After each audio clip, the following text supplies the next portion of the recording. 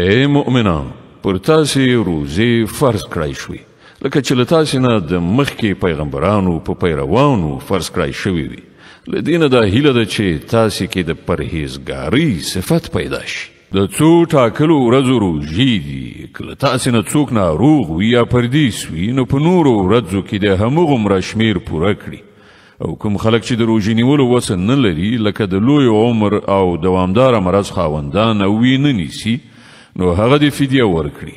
د یوې روژې فدیه یو مسکین ته خواړه ورکول دي.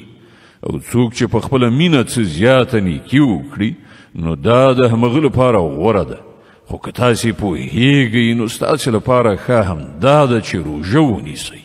رمضان هغه میاشت ده چې په هغې کې قرآن نازل کړی شو، چې د انسانانو لپاره له سره تر پایه هدایت ده او داسې څرګندې لارښودنې پکې دي چې د سمې لارې ښوونکي او د حق او باطل یو له بله په ډاګه بیلونکي دي. له دې کبله څوک چې له دې وروسته دا میاشت ومومي، پر هغه لازمه ده چې دا ټوله میاشت روژه ونیسي. او که څوک ناروغ یا مسافر وي، نو هغه دې په نورو ورځو کې د روژو شمیر پوره کړي. الله پر تاسې آسانتیا راوستل غواړي، سختي راوستل نه غواړي. له دې امله تاسې ته دا طریقه ښودله کیږي تر څو تاسې د روژو شمیر پوره کړای شي. او په کوم هدایت چې الله تاسې سرلوړي کړي یې، په هغه سره د الله لویي وستایئ او شکر کوونکي اوسئ. او ای پیغمبره، زما بندگان کله تا نه زما په باب پوښتنه وکړي، نو هغو ته ووایه چې زه ورته ډېر نږدې یم.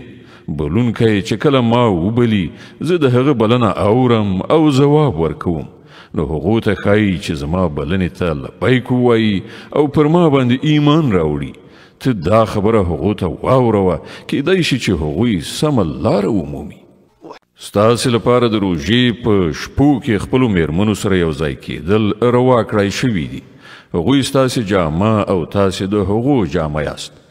الله ته څرګنده شوه چې تاسې په پټه پټه له خپلو ځانونو سره خیانت کو، خو هغه ستاسې ګناه وبخله او در تیر شو. اوس تاسې له خپلو میرمنو سره د شپې یو ځای شي او کوم خوند چې الله تاسې ته روا کړی دی هغه واخلئ.